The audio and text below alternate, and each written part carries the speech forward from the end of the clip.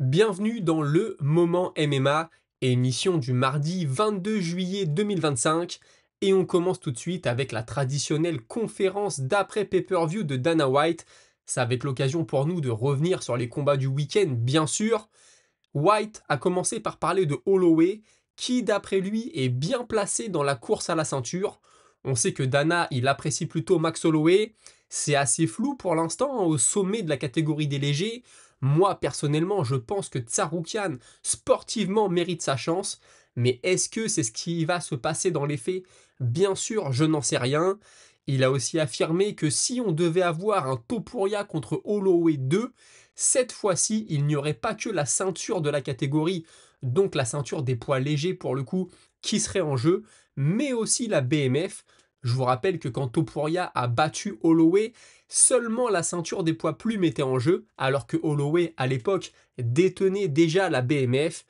Et puis il a terminé, hein, sur le sujet Holloway en déclarant qu'il n'y a que Holloway qui réellement, dans les 10 dernières secondes du combat, pointe le sol et il va vraiment et a vraiment envie d'y aller. Beaucoup le font, mais en réalité c'est plus pour le show, plus pour la photo que pour la volonté de vraiment se donner à fond sur la fin du combat, alors que Max Holloway, lui, il n'y va pas au bluff, il pointe le sol et il se donne à 100%.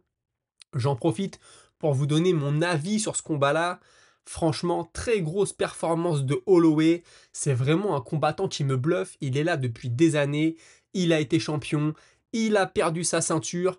Mais malgré la défaite, il arrive à toujours progresser. Là, il nous sort une prestation très intelligente. Il n'a pas été à la guerre, hein, c'est ce que voulait Dustin Poirier. Se retrouver à mi-distance et envoyer. Lui, à chaque fois, il ressortait. Il tournait, il a bien envoyé sa jambe arrière aussi, hein. Ça a été une des clés du combat, il l'a déclaré d'ailleurs en conférence de presse. Et Dustin Poirier, on m'enlèvera pas de la tête qu'il s'est peut-être un peu fait manger par l'événement. Alors je suis d'accord, c'est un vétéran, gérer la pression, il connaît, mais là j'ai regardé toutes les conférences de presse dans la semaine. C'était toujours fais-nous un bilan sur ta carrière, quelles sont tes émotions, est-ce que ça te fait plaisir de combattre devant ton public pour la dernière? L'UFC a déclaré qu'ils avaient mis en place cet événement juste pour toi, etc. Et je pense que surtout au démarrage du combat, hein, qui s'est pas très bien passé pour lui, tout ça, à mon avis, a pu jouer un peu. D'ailleurs, un journaliste a posé la question à Dana White. Bon, Dana White a dit qu'il ne pouvait pas répondre à la place de Dustin Poirier, mais je pense que tout le monde, bien sûr, pense à ça, sans bien sûr enlever quoi que ce soit à Max Holloway, hein, qui lui, pour le coup, a fait le boulot, et qui, mine de rien, pour que Dana White nous dise qu'il est bien placé dans la course à la ceinture. Ça parle aussi d'Oliveira, hein, ils avaient déjà combattu les deux en poids plume à l'époque. Tout est possible et en réalité aujourd'hui une revanche contre Topuria. Bien sûr Topuria serait favori, il a une marge de progression qui est énorme, il est plus jeune, il est plus frais. Ceci dit, Max Holloway nous a montré que le menton était toujours là aussi, on pouvait avoir un doute, il a été sonné, il est revenu. Si Dustin Poirier n'avait pas sauté pour la guillotine, est-ce que Holloway aurait survécu? On n'a pas la boule de cristal, on ne peut pas savoir. Le fait est qu'il a survécu. Et dans son combat précédent contre Topuria, ok, il prend un KO, mais avant le KO, il était plutôt bien, il touchait Topuria, il avait l'air de mettre l'Espagnol un peu en difficulté. Donc une revanche aujourd'hui chez les poids légers, personnellement, ça m'intéresse de voir ça, même si bien sûr avant j'aimerais, pour que les choses soient claires, qu'on ait un Topuria de Tsarukyan, parce que je veux voir vraiment ce que va donner ce combat. Dana White, il est aussi revenu sur le combat entre Hollande et Rodriguez. Ils n'ont pas eu de bonus. Pourtant, c'était un sacré combat. Mais il a assuré qu'il allait prendre soin d'eux. On sait ce que ça veut dire. Ils vont recevoir un petit chèque, ils vont recevoir un petit virement. Et franchement, je suis content. Pour eux, en tout cas, ils nous ont fait un beau combat. Rodriguez, c'est vrai que ce qu'il fait, c'est peu conventionnel. Des fois, c'est un peu brouillon, mais ça marche. Il a touché Hollande plusieurs fois. Et Hollande, je pense qu'il peut se les mordre parce que quand il a touché Rodriguez, lui pour le coup, moi je pensais qu'il était plus dans le combat Hollande. Il réussit à revenir, il réussit à sonner son adversaire. Tu vois l'arbitre qui est tout proche d'intervenir pour arrêter les choses. Et finalement, il va perdre du temps au sol à essayer de trouver un triangle, à essayer de trouver une soumission. Il a donné l'opportunité à Rodriguez en réalité de revenir dans le combat. Je pense que c'était une erreur, il a peut-être manqué de lucidité. Après, il y a aussi peut-être des choses qui se passent dans le combat que nous, on ne voit pas à la télé. Il y a peut-être une raison à ça, mais je pense que je ne suis pas le seul à croire que si Hollande était resté debout, il aurait pu repartir avec la victoire. Malheureusement maintenant, on ne peut pas le savoir et félicitations à Rodriguez qui pour le coup, a fait le combat qu'il fallait. Dana White a évoqué la retraite de Dustin Poirier. Et comme il le dit pour tout le monde, quand tu commences à penser à la retraite, quand tu commences à l'évoquer, alors c'est très certainement le moment de la prendre.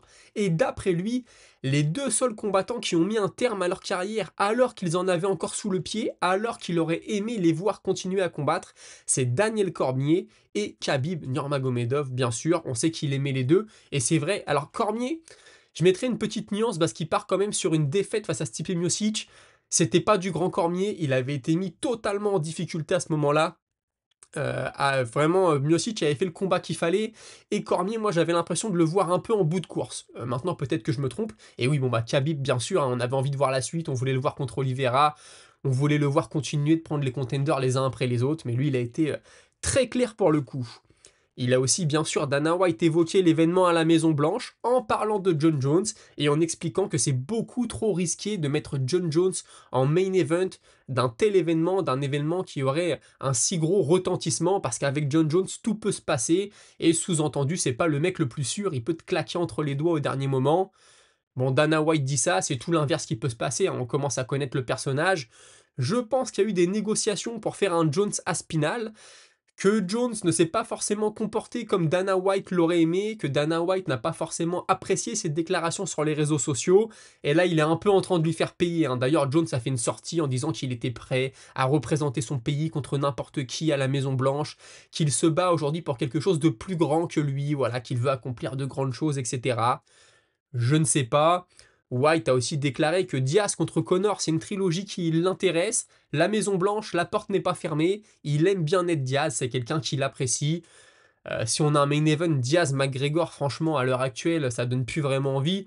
Voir ce combat, ça peut être drôle, mais que ce soit ton main event, je comprends qu'il y aurait, encore une fois, un gros retentissement, ça ferait beaucoup parler, etc. Mais quand tu es fan de MMA, que tu regardes toutes les semaines, tu espères quand même quelque chose d'un peu plus compétitif, quelque chose qui apporterait un peu plus que du buzz à l'UFC, mais qui aurait un sens pour les classements et un sens pour les différentes ceintures de l'UFC, bien sûr. Et puis enfin, il avoue, hein, la logistique pour aller à la Maison Blanche, c'est quelque chose de compliqué, mais rien ne sera plus compliqué que ce qu'il a fait avec la sphère. Par contre, il veut une carte au moins aussi bonne, voire meilleure que ce qu'il avait fait en septembre dernier à la sphère. Et puis il a aussi évoqué le cas Pico Evloev, hein. Evloev est blessé, il ne sait pas si ce combat va être reprogrammé pour le mois d'août, comme on en a entendu parler un petit peu la semaine dernière. Petit focus maintenant sur Max Holloway, qui lui aussi, bien sûr, s'est exprimé hein, suite à son combat. Ce qu'il explique et que j'ai trouvé assez intéressant, c'est que comme il savait que maintenant les poids plumes, c'est terminé pour lui, il n'y retournera pas, c'est la première fois qu'il faisait un camp d'entraînement chez les légers en se disant qu'il pouvait vraiment prendre de la masse comme il devait en prendre pour performer comme un vrai poids léger.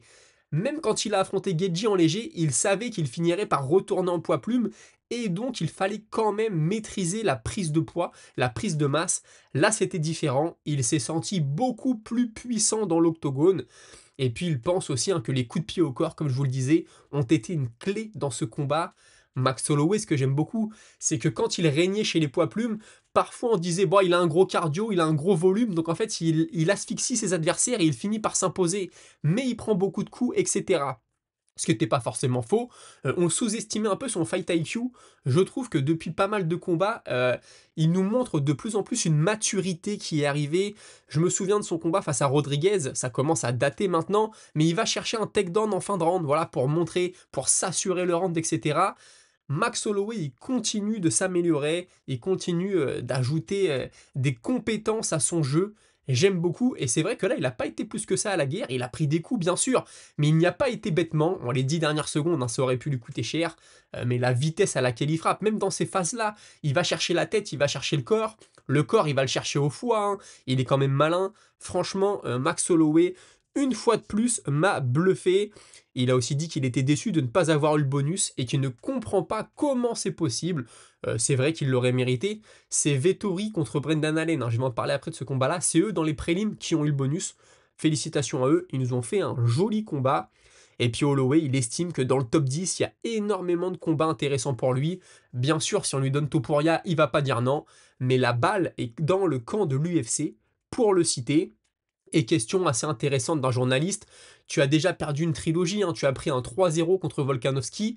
Est-ce que tu t'es servi de cette expérience face à l'Australien pour t'assurer une victoire cette fois-ci contre Dustin Poirier? T'étais mené 2-0, est-ce que tu t'es dit, ah tiens, contre Volkanovski, si j'avais fait ci, si j'avais fait ça, peut-être que j'aurais pu emballer un combat? Holloway dit ça n'a rien à voir, franchement, c'est deux combattants totalement différents. La trilogie contre Volkanovski, je pense que le deuxième combat était plus pour moi, là je suis d'accord avec lui. Moi je l'ai vu plus repartir avec la victoire, bon ça n'avait pas été le cas, c'est pas le vol du siècle non plus. Mais voilà, deux trilogies qui n'ont rien à voir, il ne s'est pas servi de celle contre Volkanovski pour aller chercher celle contre Dustin Poirier. Poirier lui aussi s'est exprimé, je n'avais jamais combattu comme ça avant, hein, il le dit. Alors juste après le combat, il a expliqué que les choses d'après lui étaient beaucoup plus serrées que ce qu'ont vu les juges. Et puis là, après avoir revu le combat, en effet, il estime être passé un peu au travers. Il n'en a pas fait assez pour le citer. Et je pense que c'est totalement vrai. Et puis il a ajouté que Max Holloway est beaucoup trop rapide et que s'il a été resté dans les 10 dernières secondes face à lui pour envoyer au centre du ring, hein, il avait dit qu'il le ferait. Je vais pas me dégonfler devant Max Holloway, on va pointer le centre du ring et on va y aller. Finalement, on a vu qu'il est allé au clinch. Il le dit en réalité, je voulais pas finir ma carrière comme dans la même situation que Justin Gaethje a fini la dernière fois contre Max Holloway, à savoir face contre le tapis. Donc j'ai préféré aller au clinch. Max Holloway est beaucoup trop rapide. Je peux comprendre, hein, très honnêtement. D'ailleurs, Max Holloway, ça m'a fait sourire, parce que vous savez, à 20-30 secondes de la fin du combat, Dustin Poirier a regardé l'horloge. Et Max Holloway dit, oh, quand je l'ai vu regarder l'horloge, je me suis dit, il va pointer le sol avant moi. Non, c'est mon moment, c'est moi qui fais ça, je vais pas le laisser pointer le sol. Donc je voulais être sûr que quand il reste 10 secondes, c'est moi qui arrête le combat, et c'est moi qui dis, maintenant on y va. Ça m'a fait sourire. Et puis on a Volkanovski qui a rebondi sur ce combat-là en disant que Max Holloway a battu Justin Gaethje quand il était le contender numéro 1 chez les poids légers, et maintenant il a battu Dustin Poirier, pardon, qui lui vient de combattre pour le titre. Il pense, Volkanovski, que ça en est assez pour obtenir un combat pour le titre. En réalité, ça n'est pas si faux que ça. Sur cette carte, on a aussi eu Paulo Costa. Alors, c'est pas le combattant que j'apprécie le plus, mais faut quand même rendre à César ce qui appartient à César. Il nous a sorti une belle performance. Je parlerai pas d'une performance de champion du monde. En face, c'était Kopylov. On peut me dire, ouais, bon, bah, Kopylov, c'est pas non plus le top 5. Je suis d'accord avec vous, mais ça faisait plusieurs combats où Costa, il venait plus pour faire le show, nous faire ses grimaces dans la cage, nous faire ses déclarations pendant les conférences de presse, et puis au moment du combat, il n'y avait plus personne. Là, pour le coup, belle performance. Le cardio était là aussi, hein. Je m'inquiétais un peu, passer le premier, le deuxième round. Est-ce que le cardio va tenir? Franchement, il était là. Je ne parlerai pas d'un marathonien non plus, mais le cardio était là. La performance était plutôt intelligente. Il a fait ce qu'il fallait. Il a réitéré. Maintenant, il veut affronter Khamzat Chimaev. D'ailleurs, il semblerait, hein, d'après lui, que Chimaev ait envoyé une photo de son combat contre Adesanya. Vous savez, quand il était au sol et qu'Adesanya était sur lui. Et Chimaev aurait dit à la femme de Costa, regarde, ton homme n'est pas assez un homme, on a l'impression qu'il aime les hommes noirs, tu devrais peut-être chercher un meilleur homme que lui. Est-ce que c'est vrai, est-ce que c'est faux, je n'en sais rien. Il essaye de titiller Chimaev. Costa qui revient dans la course au titre, j'ai du mal à y croire, hein. Vu les personnes qu'il y a devant lui, on a du Hernandez, on a du Imavov, on a du Borayo. Bon bah Chimaev, il a deux doigts de combattre pour le titre, hein. Il y a un écart entre les deux. On ne sait pas ce que nous réserve le futur, bien sûr, mais j'ai du mal à y croire. Je pense que Costa, il va être quand même un petit peu léger pour le top de la catégorie. Pour la suite, pourquoi pas un Brendan Allen, hein. On va parler de ce combat-là juste après. Peut-être que ça ferait un peu de sens, mais quand même félicitations à lui. Même si ça n'est pas, comme je l'ai dit, le combattant que je préfère. Je vous parle maintenant des bourses qu'on a eues à l'UFC. Max Holloway, hein, lors de cet événement, prend 1 500 000. Dustin Poirier, 1 300 000. L'histoire est belle, hein, quand même. Dustin Poirier, ça a été le premier adversaire de Holloway à l'UFC, et il l'a battu. Donc Holloway a démarré sa carrière UFC sur une défaite. J'ai pas les détails du contrat à l'époque, mais ça m'étonnerait pas qu'il ait pris un 2500 $ pour se pointer, 2500 $ pour la victoire. Comme il a perdu, il serait bien reparti qu'avec ces 2500 $.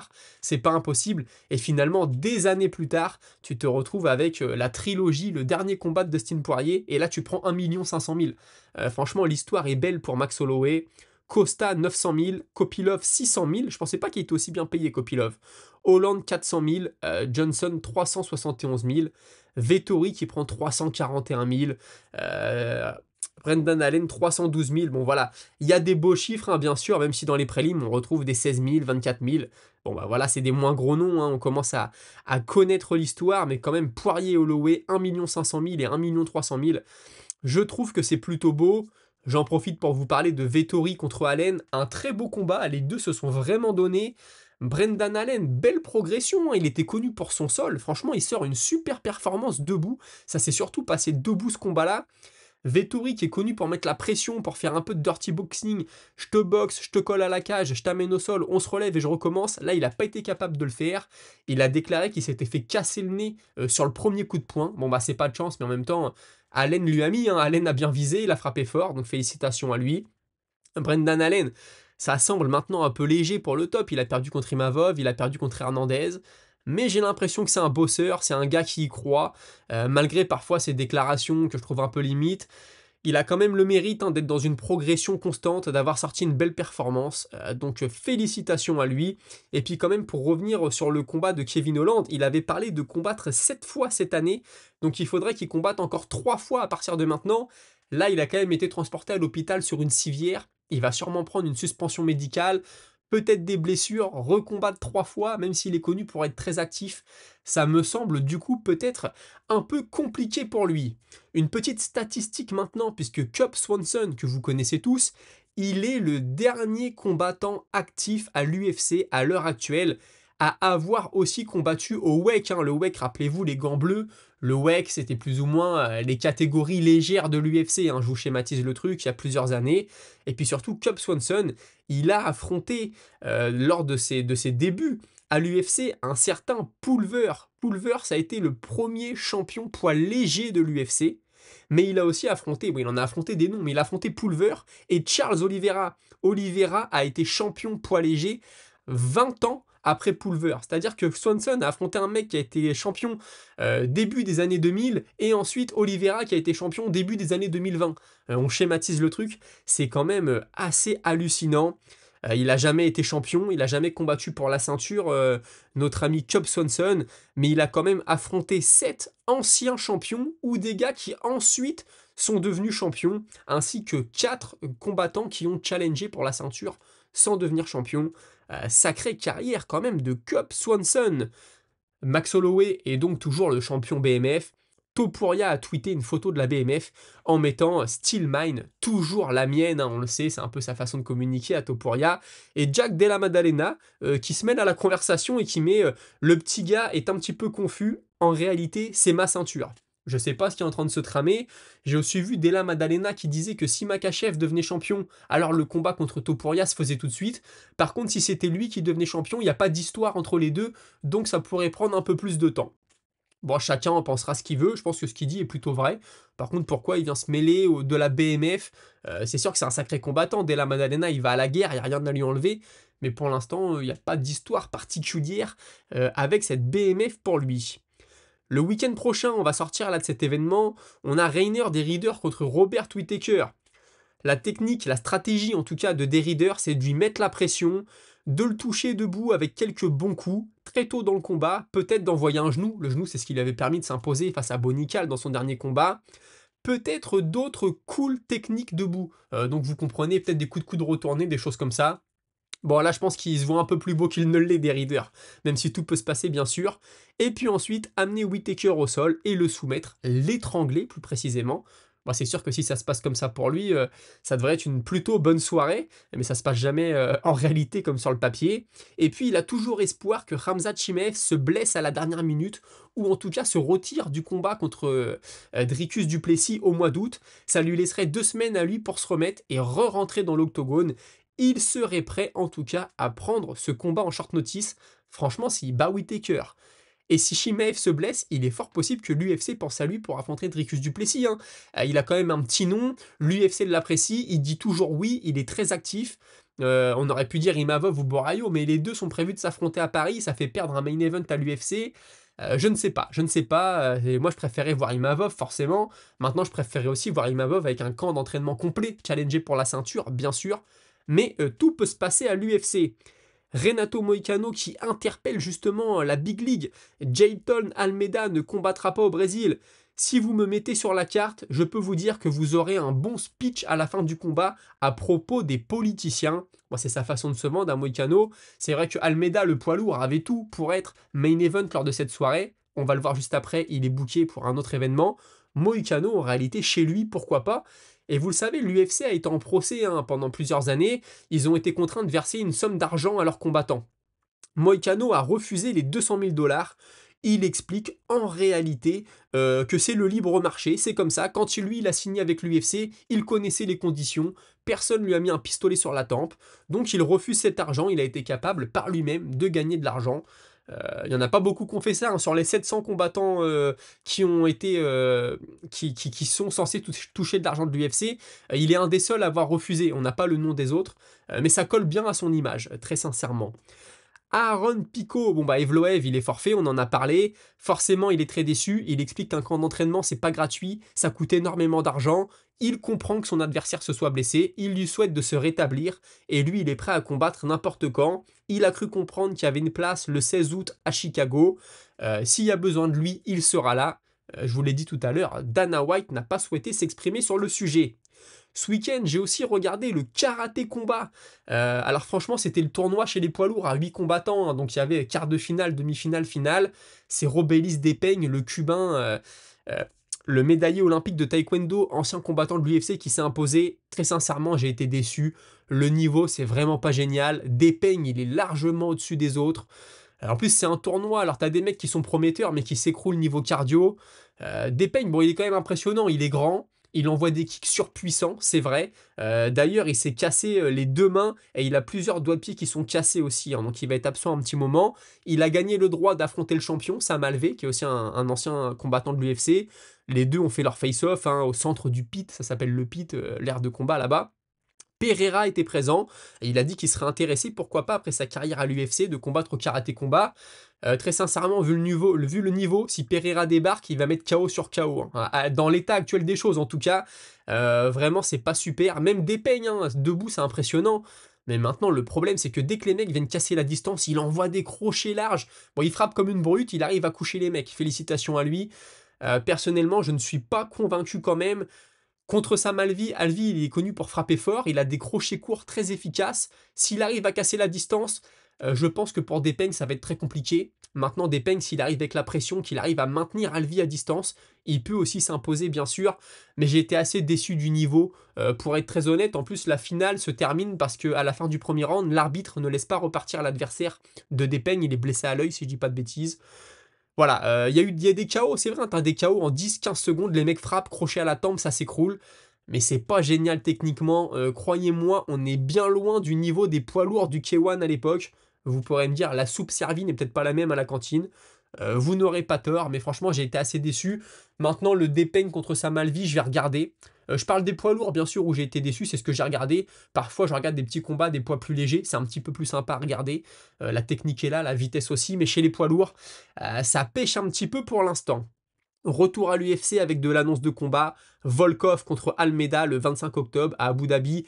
Ça ressemble à une demi-finale, hein. Le vainqueur pourrait avoir sa chance à la ceinture.